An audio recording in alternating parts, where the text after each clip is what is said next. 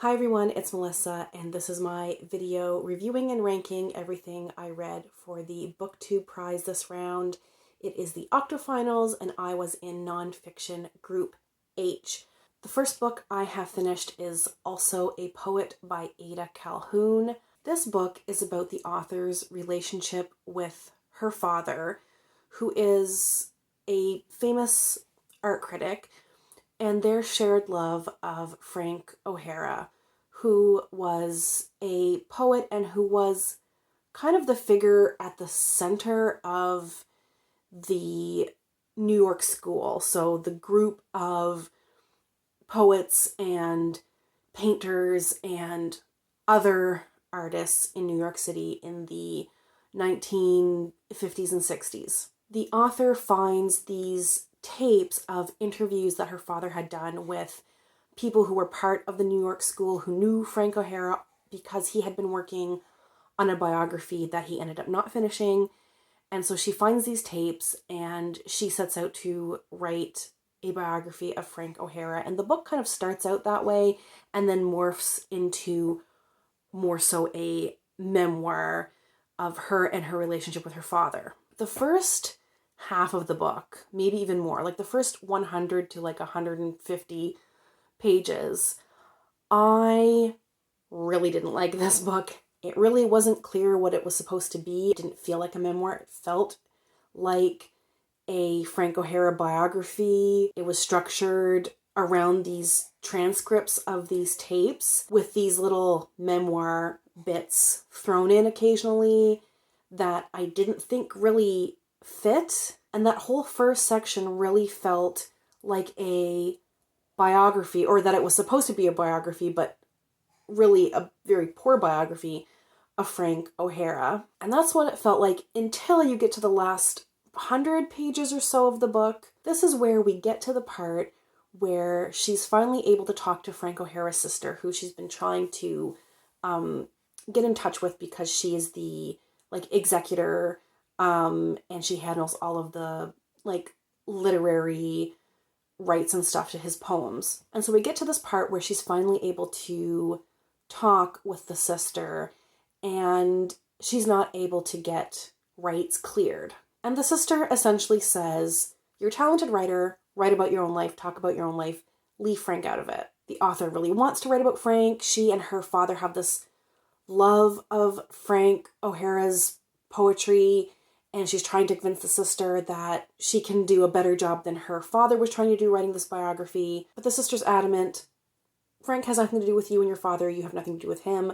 Write about yourself." So that's what she does. And after that part of the book, there is barely any Frank O'Hara at all. It moves into the author's relationship with her father, which is very complicated. She looks up to him as a writer and a poet and a lover of poetry, but he wasn't much of a father and didn't really take any interest in her and basically ignored her. This part of the book was much more successful, and their relationship is much more interesting than anything that was in the first part of the book. So while I really disliked the first part of the book, this part I thought was much better, much more compelling. But I still had some problems with the last part of the book.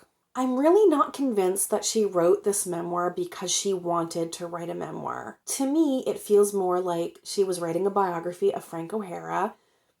Didn't work out, but she felt pressured to put something out there. And I feel this way because if she really wanted to write a memoir, she really wanted to change gears, then she would have approached the first section of the book differently. She would have had the discovery of her father's tapes more as a jumping off point, but wouldn't have included so much of the transcripts or so much about Frank O'Hara. Another reason I think she really didn't want to write a memoir is that there is no real conclusion. She doesn't really get anywhere. There is sort of an attempt at the end to try to wrap it up, basically saying, my father hurt me emotionally. He wasn't there for me. He wasn't much of a father, but at least I'm a good writer now. Or maybe his distance promoted more independence in me and made me who I am. But that sentiment felt very slapped on to the end. I didn't really buy it. And there wasn't enough reflection throughout the book, in my opinion. Another big problem I had, actually going back to the first section that I forgot to mention, was the things that she decided to include about Frank O'Hara's life, the parts of the transcripts that she decided to include. They were exactly the types of things that Frank O'Hara's sister was trying to avoid. The sister didn't have any right to those transcripts or what anyone had said about her brother, but just because she had the right to put them in a book doesn't mean she should have. I don't know. It just really rubbed me the wrong way. So those were my complicated thoughts about this book. I thought parts of it were compelling. The relationship with her father was very interesting. But overall, I just think I was left kind of lukewarm, maybe even a little bit cold. I have just finished The Escape Artist, The Man Who Broke Out of Auschwitz to Warn the World by Jonathan Freedland. And I listened to this one on audiobook, narrated by the author. And I do recommend the audiobook if you're going to read this. I thought it was fantastically done. And I really, really enjoyed this book. Enjoyed is the wrong word because there's some gruesome stuff in here. Let me tell you about the book first. I'm getting ahead of myself. This is about a man called Rudolf Verba. Originally his name was Walter Rosenberg. And when he was a teenager, he and his co-conspirator, I guess, Alfred, I'm forgetting the last name of the other person, but together they were the first Jews to escape Auschwitz. And over the history of Auschwitz, only 4 Jews ever escaped, and they were the first 2. And they were spurred by the duty to warn the world what was happening, that people were being gassed by the thousands every day at this concentration camp. It is an absolutely harrowing tale. The way that is written is very, very compelling. It's almost written in a way that you would write perhaps a popular fiction novel, like a thriller or something, where the author often ends a chapter on a note that makes you want to immediately dive into the next chapter. So he'll end it saying things like, Walter did this so that he could whatever. Little did he know this would be a grave mistake, or, something like that, where you're like, oh my God, what's going to happen? Even though you know what happens, he escapes the camp. He and his fellow escapee write this report with the help of Jewish leaders that they meet up with. And the report makes it to the desks of Churchill and Roosevelt and the Pope and leaders. They were desperate to get the word out because they had information that the Nazis were now going to start emptying out, relocating, quote unquote, Jews from Hungary. And they wanted to warn the Hungarian leaders and the Hungarian Jewish population, not to get on these trains, and warn them what was happening. It's really a sort of a biography of Rudolf Verba. It is concentrated mostly on his experience in Auschwitz and his unique positions and ability which made this possible. So he first of all had a memory for things, and he devised a systematic way of cataloging what he was seeing, keeping track of numbers of people coming in, so that when it came time to write their testimony, he had all of the numbers, where the trains were coming from, how many people were disembarking, and his memory for this and his way of cataloging this was crucial.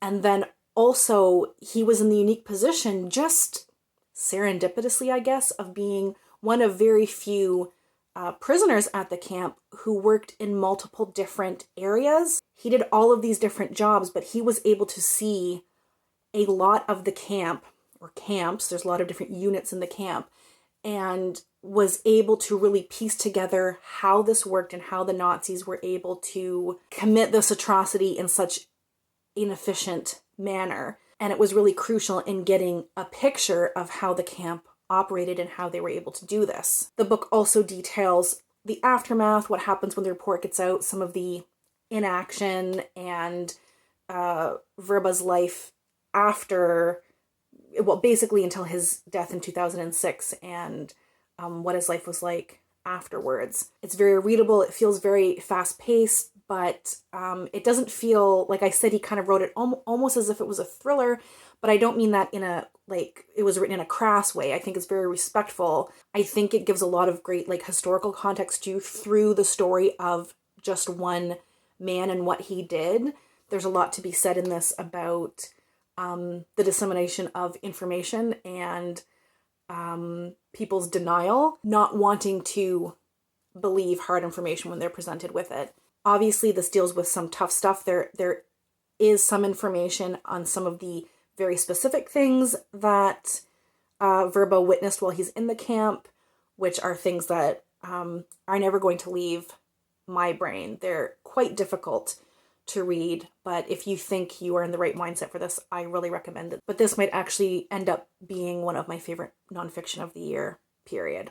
I've read Blood and Ruins, The Great Imperial War, 1931 to 1945, by Richard Overy. This is a historical book about the Second World War, and at 990 pages, it is thorough. It has basically everything you could want to know about the Second World War. It is written in quite a dry way, so don't pick this up expecting to be riveted or pulled through with a narrative. It is facts. It is the information that you want to know and explained with appropriate historical context and political context and all of that. The way this book had been pitched, or at least what I had seen of it, was that this book reconceptualizes how we think about the Second World War and reconceptualizes it as a war of empire. I will read a quote from the introduction which basically summarizes what he was trying to do with this book. The other factors usually emphasized in analyzing the origins of the Second World War, the arms race, diplomatic crises, ideological conflict, were effects of the new wave of empire building, not causes. And I think he does substantiate this point in the book. I said it was 990 pages. Over 100 pages of that are like notes, references. He is one of the foremost experts on the Second World War, and he has the facts to back up this assertion. But I feel like he makes that point in the first half of the book. The first like 400 to 450 pages are mostly chronological, and he's giving you all of the context, all of the facts for how this was a war of empire. Then the last half of the book has different sections that, I mean, the empire stuff is mentioned maybe here or there, but by and large, the last half of the book are just almost standalone sections. So there's a section on the economies of war and how economy was generated to pay for the war. There's a section on kind of like advances in fighting, like advances in radio and the invention of radar.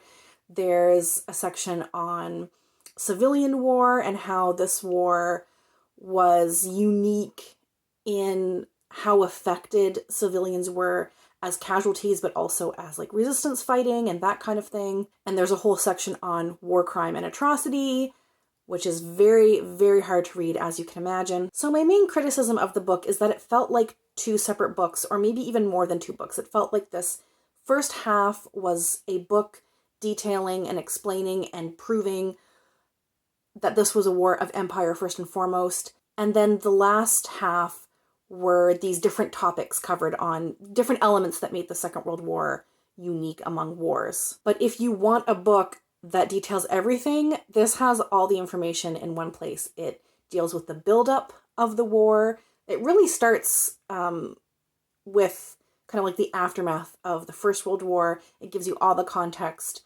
for what was happening right after the First World War. The buildup to the Second World War obviously runs through the war years and also goes into the aftermath and the falling of empire and moving into the Cold War and that kind of thing. So it really covers a lot of ground. And I'd say that this is a book that you read because you really, really want to know everything about the Second World War. But it did what it set out to do, and I am appreciative of all of the knowledge I've gained from reading it. I have finished another book, Keats, A Brief Life in 9 Poems and 1 Epitaph by Lucasta Miller.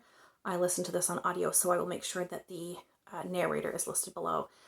I don't have a lot of thoughts about this. It was fine. It's essentially a biography of the poet John Keats. 9 of his poems are used as kind of jumping off points to discuss a bit of his life. So for example, there's a poem where this woman digs up her dead lover and takes his head and plants it, puts it in a pot, and this basil plant grows. And the descriptions of the body parts and the decomposition were very different from other similar poems of the time. And she uses this to talk about Keats's time in the medical field, and he had been training to be a doctor. He was apprenticed, and he would have had time with cadavers. And so he brought like a different angle to that poem. So that's one example, and each poem kind of looks at different bits of his life, looks at his love life, looks at his childhood, what have you. I just kind of felt like fine about this book because I don't think it was anything terribly new. Maybe it was. I don't really know anything about John Keats, so I learned a lot about him simply because I didn't know about him. Like I knew some of his poetry, but like I didn't really know anything about John Keats. But as far as I can tell, this isn't like nothing new has been discovered about him. I guess she has formatted this biography slightly differently, which is fine, but it didn't seem that like special to me, or it didn't seem to stand out in terms of a biography.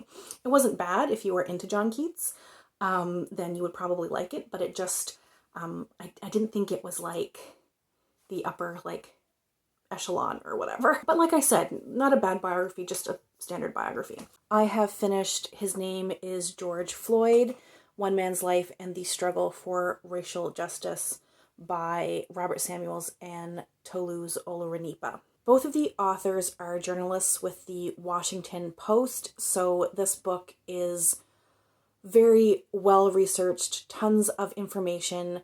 They conducted hundreds of interviews and researched public record in order to put this book together. This book functions as a biography of George Floyd, but also as an examination of social justice and systemic racism in America. Obviously, this book as a biography helps to talk about George Floyd's life as more than just the day of his death. That's a focus, of course, but it gives back some of the background of his childhood, of his high school days, of his struggle with addiction, and his friendships and relationships, and his family, and helps to paint the portrait of a full person. So it's successful in that way as a biography. As a book about racial justice, I think it's even more effective because it uses the life of one man to examine all of these systemic issues. And I think that just drives them home a little bit more. Not that you can't learn about social injustice through reading a book that uses more like a broader lens, or talks more in terms of statistics and in terms of an entire population of people.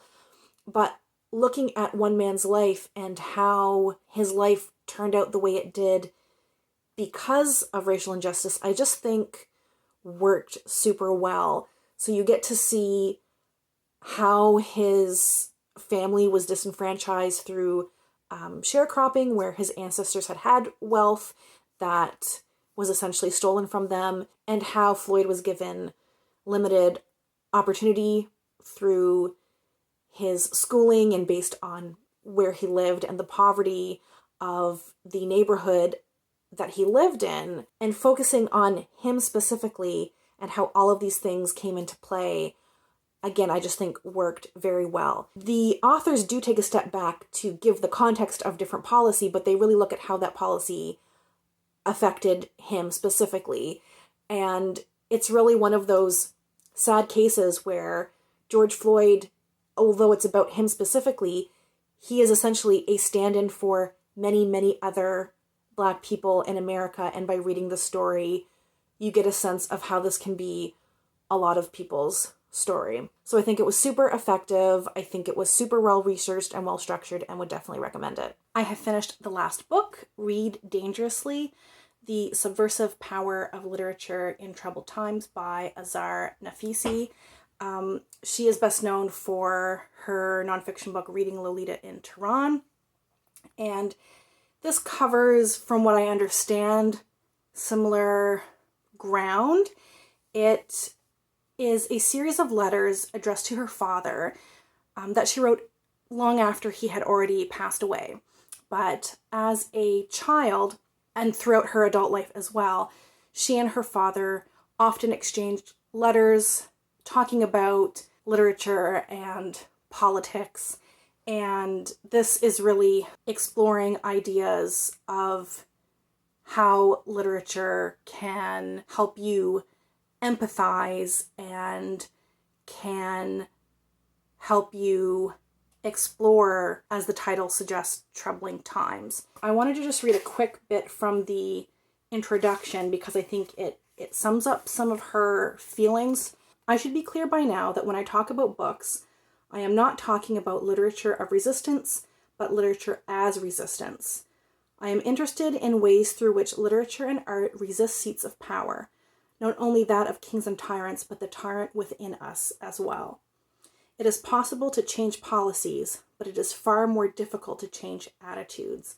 My goal in this book, as in all the books I have written, is to replace the rifts created by politics with connections gained through imagination. So the book is a series of 5 letters addressed to her father, and each letter takes on a theme, although the entire theme of the collection is about books and literature as seeking to better understand people. But each letter talks about something more specific. The letters are from the past few years, and they cover like Trump becoming president and the rise of more polarized politics. And of course, the pandemic is in there. George Floyd's murder and the protests are in there. And while she lives in the US and is talking about politics and events in the US, she keeps bringing it back to Iran. The author is from Iran. She grew up there. She lived through the Cultural Revolution there. And so she makes comparisons to Iran and the Islamic Revolution and then what is happening in the States. All in all, I found the book very interesting. I like how she presented her thoughts and the books and the writings that she used to talk about politics and to talk about people and how we relate to each other and how we have stopped discourse with each other and how things have gotten polarized. What I didn't like about this book is how it was either edited or fact-checked. So there were like a couple of little errors I noticed. Like, for example, she kept writing "their eyes were watching God" as "their eyes are watching God." It's a very small mistake, so I kind of didn't even really think about it. But then I noticed a bigger mistake, and it didn't sit right with me. Maybe this is because I have done proofreading and fact-checking, and so in my mind, like, you have to catch these things. I'll tell you what the error was that I had noticed. In one letter, she is talking about the poet Wilfred Owen, and she's talking about these old ideas of the glory of war and the honor of fighting for your country. And she's talking about Wilfred Owen's poem, Dulce et Decorum Est, which is one of my favorite poems of all time, so I'm familiar. But she references the poem in terms of talking about the enemy on the other side of the conflict. I don't remember there being any reference to an enemy. The poem's about the death of young soldiers and the fact that they are fed this bill of lies that it is glorifying to die for your country. So I didn't remember any reference to an enemy in that poem, but it's been a few years since I read it. But then she actually pulls a quote or a section out of the poem, and reading those lines, it is about meeting an enemy soldier. But when I read the lines, I knew immediately this is not from Dulce et Decorum Est. This is from another Wilfred Owen poem called Strange Meeting. So, I don't know, maybe this is a nitpicky thing, but I just felt like that should have been caught, because you're quoting a completely different poem, which is about something. They're both about war, but it's about something different. One's about the lies that are fed young soldiers to basically trick them into battle, whereas the other is about the fact that your enemy is basically the same as you. And I understand that these are letters to her father, and if you're writing a letter to a loved one, you're probably not being that careful with fact-checking, but this is published now. And I can't see a reason why that wouldn't have been edited. If she wanted to leave the letters as is for some reason, then you need to say that in the introduction, I've kept these letters as I wrote them to my father. But even then you would footnote, would you not? You would footnote in the text, I was wrong and this is actually from this other poem, right? On the one hand, it wasn't like a huge thing. But on the other hand, you're using works of literature to make a certain argument, and you have to make sure that it's actually supporting your argument or what you're talking about specifically. I liked it. I just had a couple problems with it in terms of that. So now to rank the books. My top two and bottom two are easy. The third and fourth spot, I'm still considering. At number 6, I am putting Also a Poet. It was well written, but that book just, there were a lot of things about it that really, really irked me. Number 5, I am going to put Keats. I forget the subtitle to that, but that was fine, but it was just, to me, a standard biography. Number 4, I'm going to put Read Dangerously. I enjoyed it. It was interesting, but I just can't shake how I feel about the errors. So that means number 3 is going to be Blood and Ruin. It's very long, it's quite dry, but it's very impressive, and I learned a ton. I think it's a great history book. Number 2 is going to be His Name is George Floyd. I liked how that was structured, talking about a biography of George Floyd and like social justice as a whole and how that worked together. And number 1 is going to be The Escape Artist. That book was so riveting. It just has to be my number 1. If you've read any of these books, please tell me below what you thought of them. I'd love to have a chat with you in the comments. As always, thank you all so much for watching, and we'll chat soon. Take care. Bye.